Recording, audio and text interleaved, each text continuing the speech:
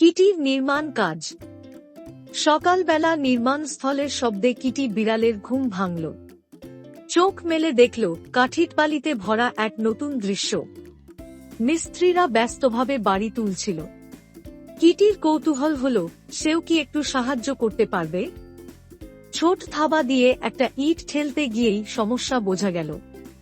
ভারী ইটটি নড়ল না, কিন্তু কিটি হাল ছাড়ল না।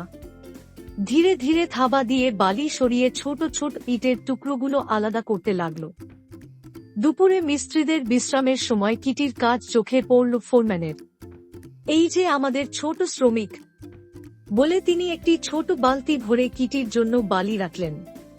কিটি আনন্দে লেজ নাড়ল। সেদিন থেকে কিটি নিয়মিত নির্মাণ স্থলে আসে। কখনো বালি সাজায়, কখনো ছোট ইটের টুকরো বয়ে আনে। মিস্ত্রিরা